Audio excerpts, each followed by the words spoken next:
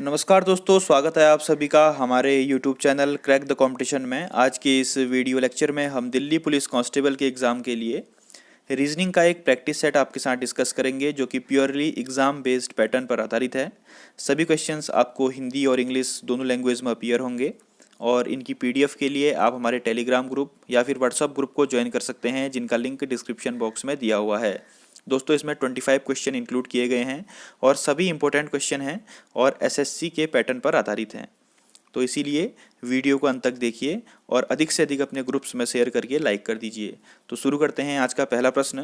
दोस्तों, आज का पहला प्रश्न है, which of the given responses would be a meaningful order of the following starting from the inner layer. तो यहाँ पर दोस्तों हमको हाइड्रोस्फीयर, एटमॉस्फेयर, बायोस्फीयर और लिथोस्फीयर दिया गया है, जो कि अर्थ की लेयर होती हैं। ठीक है, तो हमको सबसे इनर लेयर से स्टार्ट करते हुए, यानी कि सबसे आंतरिक परत से स्टार्ट करते हुए हमको इनको मीनिंगफुल ऑर्डर में व्यवस्थित करना है। तो सबसे आंतरिक परत यानी कि इनर लेयर कौन सी होती है दोस्तों? वो होती है लिथोस्फीयर। फिर होती है हमारी जलमंडल यानी कि हाइड्रोस्फीयर, देन उसके बाद बायोस्फीयर और फिर लास्ट में आता है दोस्तों एटमॉस्फेयर यानी कि वायुमंडल। तो अंदरी परत से शुरू करते हुए इसका राइट सीक्वेंस क्या हो जाएगा? 4 1 3 2, lithosphere, hydrosphere, biosphere and atmosphere. Option number A is right answer. अगला प्रश्न है दोस्तों, सेम पैटर्न पर बेस्ड है। Which one of the given responses would be a meaningful order of the following. तो यहाँ पर हमको डेका, ऑक्टा, हेप्टा, नोना और हेक्सा दिया हुआ है। बेसिकली दोस्तों, जहाँ पर 6 मॉलिक्यूल्स होते हैं या फिर कोई भी चीज़ 6 होती है तो उसको हेक्सा कहा जाता है। 7 को हेप्टा, 8 को ऑक्टा, 9 को नोना और 10 को डेका कहा जाता है। तो सबसे पहले क्या आएगा दोस्तों? हमारा हेक्सा आएगा, देन उसके बाद हेप्टा आएगा जिसमें 7 मॉलिक्यूल होंगे। ठीक है, देन उसके बाद आएगा हमारा ऑक्टा, फिर आएगा हमारा नोना और फिर लास्ट में आएगा डेका। तो इसका राइट सीक्वेंस क्या हो जाएगा दोस्तों? 5 3 2 4 1। ठीक है, इसका राइट सीक्वेंस क्या हो जाएगा? 5 3 4 2 4 1। Option number B is right answer. तो उम्मीद करता हूँ आप इन क्वेश्चनों को समझ गए होंगे। बढ़ते हैं अगले प्रश्न की ओर। दोस्तों, अगला प्रश्न डायरेक्शन एंड डिस्टेंस पर बेस्ड है। Rajat moves from his office to the canteen straight at the distance of 12 metre. तो ये रजत का ऑफिस है, वो अपने ऑफिस से कैंटीन के लिए सीधे 12 मीटर की दूरी चला। उसने 12 मीटर की डिस्टेंस तय की अपने कैंटीन के लिए। Then he turn left and walked for 2 metre. अब वो कैंटीन से लेफ्ट की ओर मुड़ा और 2 मीटर को वो चला। तो यहाँ को लेफ्ट हुआ इसका और यहाँ पर ये 2 मीटर की डिस्टेंस इसने तय की। Then he turns left again and walk straight for 12 metre. तो यहाँ पर से वो फिर 12 मीटर की दूरी इसने तय की। तो ये इस पॉइंट पे पहुंच गया। अब बोल रहा है how far is he from his office. अब वो अपनी ऑफिस से कितनी दूर है। तो दोस्तों, आप इस स्ट्रक्चर को ध्यान से देखिए। ये एक रेक्टेंगल है, ये एक रेक्टेंगल फॉर्म करता है। रेक्टेंगल में जो होती है दोस्तों, आमने सामने की भुजाएं बराबर होती हैं। तो दोस्तों, इसके यहाँ पर 12 है तो ये भी 12 होगा और यहाँ पर 2 मीटर है तो ये भी कितना मीटर होगा? 2 मीटर होगा। तो अभी के पॉइंट से उसकी ऑफिस की दूरी कितनी है? 2 metre. Option number D is right answer. ठीक है दोस्तों, तो उम्मीद करता हूँ आप इस क्वेश्चन को समझ गए होंगे और अगर आपको कहीं भी डाउट आता है तो प्लीज़ आप कमेंट बॉक्स में जरूर मेंशन कीजिए। अगला प्रश्न, a man travels 8 kilometre to the west, turns to the left and then travels 6 kilometre. How far is he from the starting point. तो दोस्तों, यहाँ से एक आदमी, माना एक पॉइंट ए है, ठीक है, यहाँ से एक आदमी वेस्ट की ओर यात्रा करता है, यानी कि पश्चिम की ओर चला। वो कितना? 8 किलोमीटर। अब वो यहाँ पहुँच गया बी में। अब वो क्या हुआ कि वहाँ से बाईं ओर मुड़ता है। तो बी से अगर लेफ्ट की ओर मुड़ेगा तो नीचे को जाएगा और यहाँ कितना मुड़ेगा? 6 किलोमीटर चलेगा। अब बताइए कि वह शुरुआती बिंदु से कितनी दूर है। तो दोस्तों, वो ए से यहाँ पर सी, तो हमको इसकी डिस्टेंस निकालनी है, शुरुआती बिंदु से उसकी दूरी निकालनी है। तो आपको एक ट्रायंगल दिख रहा होगा, हम इसमें पाइथागोरस प्रमेय लगा सकते हैं। तो पाइथागोरस प्रमेय तो आप सभी को आता होगा। तो हम क्या कर देंगे इसमें? √8 स्क्वायर प्लस √6 का स्क्वायर, तो हो जाएगा √64 प्लस 36 यानी कि √100। इसका आंसर आ जाएगा 10। तो अपने स्टार्टिंग पॉइंट से अभी कितने दूर है? 10 किलोमीटर। तो option number B is right answer. दोस्तों, हमने इसमें कुछ नहीं किया, हमने इसमें पाइथागोरस थ्योरम का इस्तेमाल किया। जो कि हम एक राइट एंगल ट्राइंगल में हमेशा करते हैं। तो option number B is 10 kilometre is right answer. अगला प्रश्न है, यहाँ पर आपको एक क्वेश्चन फिगर दिया हुआ है जिसमें कि एक पार्ट अधूरा है। हमको यहाँ पर आंसर फिगर में से इस पार्ट को कंप्लीट करना है और यह बताना है कि यहाँ पर कौन सा पार्ट फिट होगा। तो दोस्तों यहाँ पर आपकी ऑब्जर्वेशन स्किल्स चेक की जाती हैं, तो ध्यान से इनको ऑब्जर्व कीजिए कि कौन सा पार्ट यहाँ पर फिट हो सकता है। तो ठीक है, तो दोस्तों यहाँ पर ऑप्शन नंबर बी वाला पार्ट जो है, अगर आप इसको उठा के अगर यहाँ पर रख देंगे तो ये एक पूरा आकृति बन जाएगी। तो इसका आंसर क्या हो जाएगा? Option number B. ठीक है दोस्तों, तो इसको ध्यान से देखिए, क्योंकि ऑप्शन नंबर सी और डी तो आ नहीं सकते हैं किसी भी हालत में, और ऑप्शन नंबर बी अगर हम लगाएंगे तो ये उल्टा हो जाएगा। ठीक, ये नीचे को फिर आ जाएगा, तो इसीलिए इसका राइट आंसर हो जाएगा ऑप्शन नंबर बी। फिर इसी प्रकार का एक क्वेश्चन है, इस आकृति को मैं पूरा करना है इन आंसर फिगर से, तो इसका राइट आंसर है option number D, option number B sorry. ठीक है ना, जब मैं यहाँ पर ऑप्शन नंबर 2 इस प्रकार से लगाऊंगा, देखिए, तब मेरी आकृति क्या होती है? कंप्लीट होती है। तो आप इसको ध्यान से ऑब्जर्व भी कीजिएगा, एग्जाम में इसी प्रकार के क्वेश्चन पूछे जाते हैं। तो option number 2 is right answer. दोस्तों ये है मिरर इमेज। हमने यहाँ पर एक इमेज है, MN एक मिरर है, एक शीशा है, हमने इस इमेज को मिरर में रखा, तो इसकी मिरर इमेज कौन सी बनेगी? तो मैं आपको अपनी प्रीवियस रीजनिंग की वीडियोस में मिरर इमेज के बारे में काफ़ी क्वेश्चन करा चुका हूँ। तो इसको ध्यान से देखिए दोस्तों, जो मिरर से जितना नज़दीक होता है उसकी इमेज, प्रतिबिंब जो है, प्रतिछाया जो होती है, वो भी जो मिरर होता है उसके नज़दीक बनती है। तो देखिए ये वाला तीर मिरर के नज़दीक है, तो इसकी प्रतिछाया ऐसी बनेगी। तो इसका आंसर क्या हो जाएगा? Option number C. ठीक है, इसका मिरर इमेज क्या हो जाएगा दोस्तों? Option number C. इसको आप ध्यान से ऑब्जर्व करके कर सकते हैं एग्जाम में, ये काफ़ी इजी क्वेश्चन होते हैं, बोनस मार्क्स। फिर है, इन विच आंसर फिगर इज ड गिवन फिगर इम्बेडेड। तो ये एक अधूरा फिगर आपको दिया हुआ है, तो इन कौन से आंसर फिगर में से ये इम्बेडेड है? दोस्तों देखिए ये थोड़ा पतला है, तो ये ऑप्शन नंबर डी बिल्कुल नहीं हो सकता है, और ऑप्शन नंबर सी बिल्कुल डिफरेंट है। तो ए और बी से हमको कुछ लग रहा है कि इनमें कन्फ्यूजन है। तो दोस्तों इसको ध्यान से देखिए, जो ए है वो डायरेक्ट मिला हुआ है, देखिए ए डायरेक्ट मिला हुआ है, लेकिन इसमें क्या है, एक ये नीचे से ऐसे मिला हुआ है। तो इसका आंसर क्या हो जाएगा? Option number B. ठीक है, तो ऑप्शन नंबर बी जो है इसमें एग्जैक्टली एम्बेडेड हो रहा है, फिट बैठ रहा है। ठीक है, तो इसका आंसर क्या हो जाएगा दोस्तों? Option number B. तो उम्मीद करता हूं कि आप ये फिगर वाले क्वेश्चनों को समझ रहे होंगे। दोस्तों दिल्ली पुलिस के एग्जाम में ये क्वेश्चन काफ़ी पूछे जाते हैं। ठीक है, तो आप इनकी अधिक से अधिक प्रैक्टिस कीजिए। मैं दिल्ली पुलिस के प्रीवियस वीडियो पेपर्स की PDF मैं आपको लगातार अपने टेलीग्राम ग्रुप्स और व्हाट्सअप ग्रुप में प्रोवाइड करा रहा हूँ, तो आप वहाँ से उनकी प्रैक्टिस जरूर कीजिए। ठीक है, अगला प्रश्न है दोस्तों वेन डायग्राम से संबंधित। ये क्वेश्चन भी एग्जाम में पूछे जाते हैं 2 या 3 नंबर्स में। Which of the following diagram represent the best relationship among mangoes, apples and fruit. तो मैंगो, एप्पल और फ्रूट के बीच में बेस्ट रिलेशनशिप कौन सा डायग्राम प्रदर्शित करता है? तो दोस्तों जैसे कि फ्रूट एक वाइड क्लास है, ठीक है, एक मेजर क्लास है फ्रूट, फ्रूट के अंदर बहुत सारे फ्रूट्स आते हैं, और इसके अंदर क्या आएंगे? मैंगो और एप्पल, यानी कि फ्रूट का एक हिस्सा है मैंगो और एप्पल। तो इसका राइट आंसर क्या हो जाएगा? ऑप्शन नंबर सी, जो कि इस रिलेशनशिप को बहुत एक अच्छे वे में शो करता है। तो इसका आंसर क्या हो जाएगा? Option number C. ये बाहर वाला जो वेन डायग्राम है फ्रूट हो जाएगा, और अंदर एक मैंगो और एक एप्पल। ठीक है, इसी प्रकार से है टीचर, मैन एंड वीमेन। तो मैन और वीमेन दोनों सेपरेट एंटिटी हैं और टीचर हैं। तो दोस्तों ये टीचर है, ये मैन है और ये वुमेन है। तो कुछ मैन टीचर भी हो सकते हैं और कुछ वीमेन भी टीचर हो सकती हैं। तो इनके मैन, टीचर और वीमेन के बेस्ट रिलेशनशिप को कौन दर्शाता है? Option number D. ठीक है ना, ये टीचर हैं और ये मैन है और ये वीमेन है। कुछ मैन टीचर हो सकते हैं और कुछ वीमेन भी टीचर हो सकती हैं। तो इसलिए इसका राइट आंसर क्या हो जाएगा? Option number D. तो इस प्रकार से हम इन क्वेश्चंस को सॉल्व करते हैं।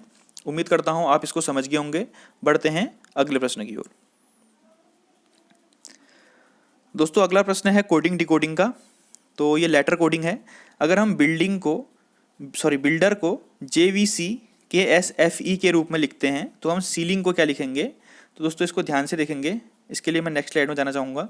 ये देखिए, इसका पैटर्न देखिए दोस्तों, आपको यहाँ पर B दिख रहा है, B+1 C और I+1 J, I के बाद J आता है ना, और U+1 B। ठीक, इसी प्रकार से मिडिल वाले में हम क्या कर देंगे? -1, L से पहले K आता है तो -1। अब इसी प्रकार से देखिए D plus 1 E, R S और E प्लस 1 F। तो इस पैटर्न को हम क्या करते हैं, अपने क्वेश्चन में फॉलो करते हैं। तो क्या आएगा दोस्तों, S plus 1 T, A plus 1 B और E का क्या हो जाएगा, F। ठीक, और L तो -1 हो रहा है, इसका K हो जाएगा, I का आ जाएगा J और G का आ जाएगा हमारा H और N का आ जाएगा O। तो इसका राइट आंसर क्या हो जाएगा दोस्तों, BFTKHOJ। इसका राइट आंसर क्या हो जाएगा हमारा, BFTKHOJ। तो मैं उम्मीद करता हूँ कि आपको ये पैटर्न समझ में आ गया होगा कि हमने कैसे इसको सॉल्व किया। तो इस प्रकार के पैटर्न अगर आप अधिक से अधिक प्रैक्टिस करेंगे तभी आपके एग्जाम में क्लिक करेंगे, ठीक है ना। और एग्जाम में क्लिक करेंगे तो आपके मार्क्स इजीली बन जाएंगे। तो इसका राइट आंसर क्या हो जाएगा दोस्तों, BFTKHOJ, option number BFTKHOJ, option number A, sorry, option number A is right answer, BFTKHOJ। ठीक है, चलिए अगला प्रश्न है। अगला प्रश्न है दोस्तों, ऑड वन आउट, यानी कि इनमें से जो 4 ऑप्शन दिए हुए हैं इनमें से 3 तो किसी न किसी प्रकार से समान होंगे या सही होंगे, लेकिन एक जो है उनमें ऑड होगा या सबसे अलग होगा। तो हमको उसी को छांटना पड़ता है, वही हमारा आंसर होता है। तो दोस्तों देखिए, जैसे कि Venus planet, moon satellite, Jupiter black hole, sun star. तो जैसे कि हमको पता है कि वीनस तो प्लैनेट होता है, ये बिल्कुल राइट है। मून सैटेलाइट होता है, ये भी बिल्कुल सही बात है। और सूर्य एक स्टार होता है, ये भी बिल्कुल सही बात है। लेकिन जुपिटर ब्लैक होल है, ये गलत है। ठीक है, ये ऑड आ गया है इसमें से। तो जुपिटर भी एक प्लेनेट होता है। तो इसका राइट आंसर क्या हो जाएगा, option number C, Jupiter black hole वाला ऑप्शन जो है वो हमारा गलत है, इसलिए हम उसको क्या कर देते हैं, ऑड वन आउट। तो इसका आंसर राइट आंसर हो जाएगा ऑप्शन नंबर सी।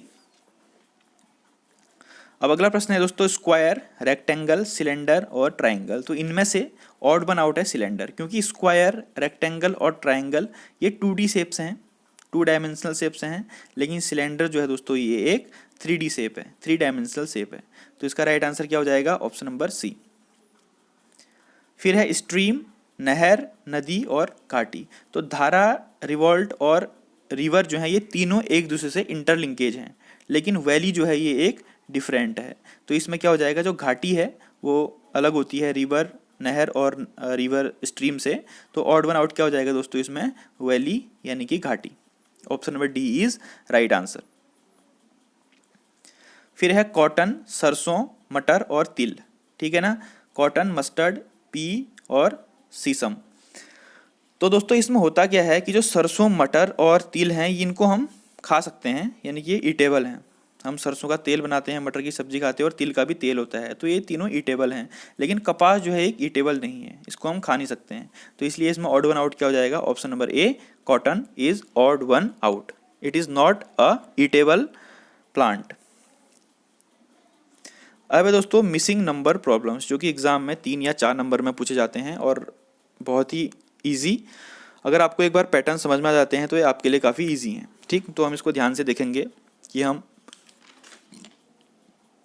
हम ये मिसिंग नंबर प्रॉब्लम्स को कैसे करते हैं।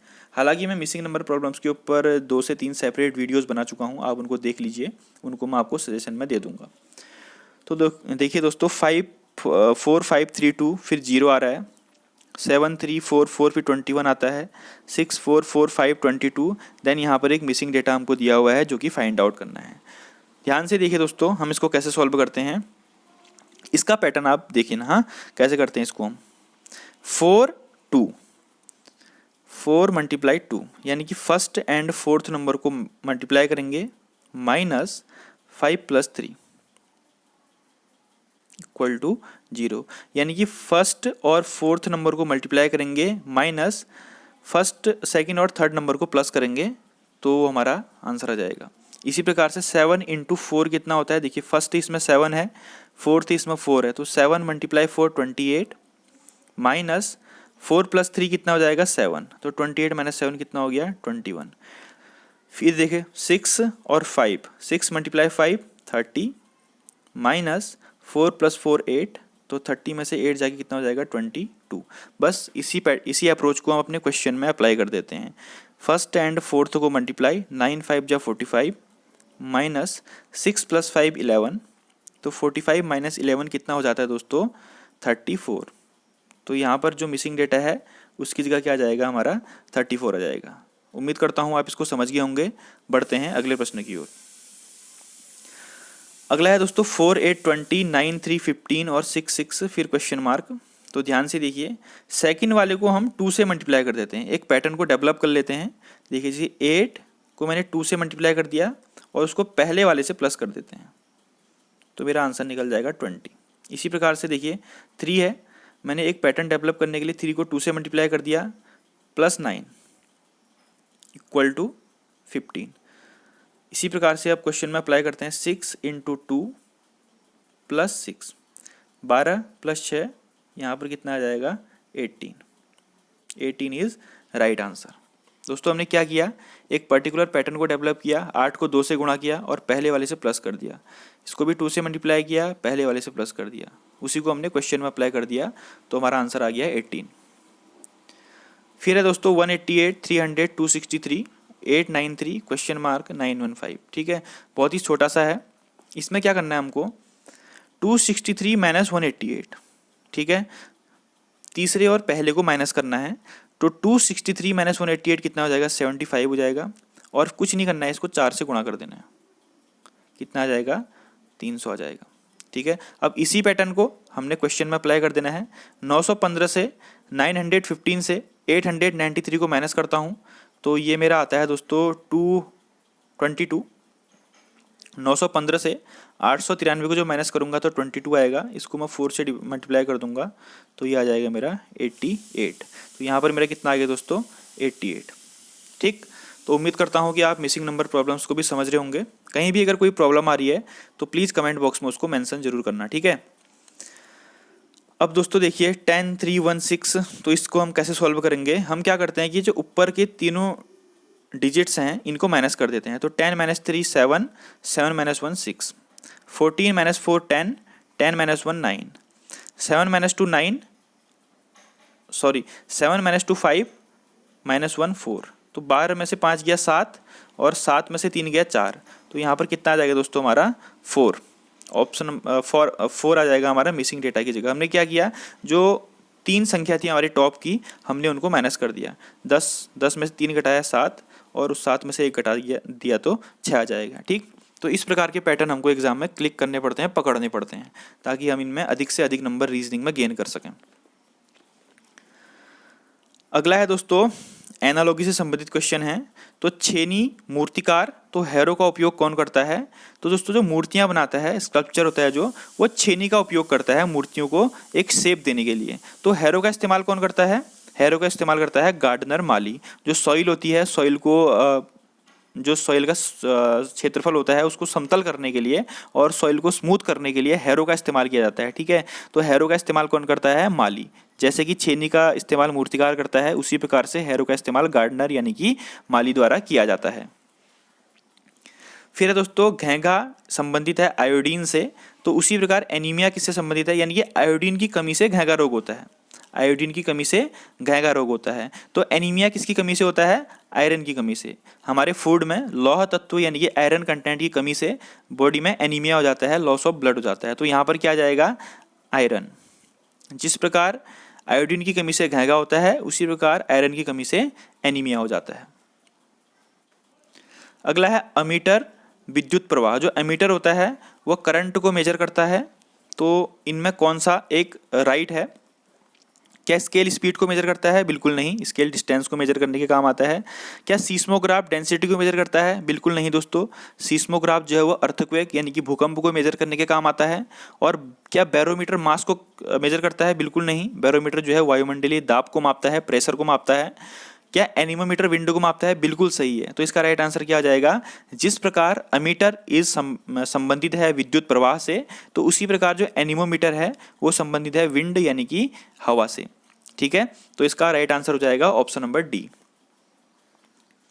अगला है calendar is related to date. तो इंडेक्स किससे संबंधित होगा। जिस प्रकार कैलेंडर में डेट होती है, तो उसी प्रकार इंडेक्स में क्या होता है दोस्तों, कंटेंट होता है, विषय वस्तु होता है। जब आप कोई कॉपी बनाते होगे स्कूल की, तो उसमें पहले में हम इंडेक्स लिखते हैं, जिसमें हम चैप्टर वाइज अपने कंटेंट लिखते हैं, विषय वस्तु लिखते हैं। तो इंडेक्स से संबंधित है कंटेंट यानी कि विषय वस्तु से। ठीक, अब है दोस्तों अगला क्वेश्चन, अगला क्वेश्चन एक ब्लड रिलेशन का क्वेश्चन है, बहुत ही अच्छा क्वेश्चन है, ध्यान से देखिएगा। A is D's brother, A D का भाई है, यानी कि ए भाई है, मेल है डी का। भाई बहन के जो भाई बहन होता है, भाई भाई होता है, उसके रिश्ते जो रिलेशन होता है उसको हम सीधे एक लाइन से शो करते हैं, ठीक है। फिर है D is B is father, तो डी फादर है किसका, ये भी मेल है, अगर फादर होगा तो मेल ही होगा बी का। And B and C are sisters, और बी और सी दोनों बहनें हैं, ठीक है। तो इनका रिलेशन हो गया, ए और डी दोनों भाई हैं, डी की बेटी बी है, बी और सी दोनों बहनें हैं। तो ए सी से किस प्रकार संबंधित है, यानी कि सी जो है वो ए को क्या बोलेगी, जब इस प्रकार से संबंध आपसे पूछे जाते हैं तो सी ए को क्या बोलेगी, तो दोस्तों सी ए को बोलेगी अंकल, क्या बोलेगी, अंकल। ये देखो ना, इसके पापा के भाई हैं, ए जो है सी के पापा के भाई हैं, तो क्या बोलेगी, उसको अंकल बोलेगी। Option number D is right answer. अगला प्रश्न है दोस्तों, इनको आप सॉल्व कीजिएगा, ठीक है, ये आपके लिए होमवर्क है। इनमें से कौन सा गलत है, ठीक है ना, इनमें से कौन सा गलत है वो आपको बताना है। आप इसको सॉल्व करना आसान है, कर सकते हैं इजीली आप इसको, और उसके बाद ऑप्शन नंबर का जो है कमेंट बॉक्स में ड्रॉप कर देना। ये क्वेश्चन और एक ये वाला क्वेश्चन कोडिंग डिकोडिंग का एक अच्छा क्वेश्चन है, ये आपके लिए होमवर्क में है। दोस्तों ये सभी क्वेश्चन प्रीवियस ईयर के एग्जाम पेपर में पूछे गए थे, और मैं लगातार आपको प्रीवियस ईयर के पेपर जो है वो प्रोवाइड करा रहा हूँ। तो आप हमारे टेलीग्राम ग्रुप और व्हाट्सएप ग्रुप में बने रहिए, वहाँ पर आपको प्रीवियस ईयर के पेपर मिलते रहेंगे, ठीक है। और अगर आपको ये वीडियो अच्छी लग रही है, अगर इसका रिस्पांस अच्छा मिलेगा तो मैं पूरा इसका आगे का कोर्स शुरू करूँगा। तो अधिक से अधिक कमेंट कीजिए, ठीक है ना, आपको वीडियो कैसी लगी, और उसका कमेंट मुझे चाहिए उसमें कमेंट बॉक्स में चाहिए, और वीडियो को लाइक कर देना अधिक से अधिक। Thank you, have a nice day.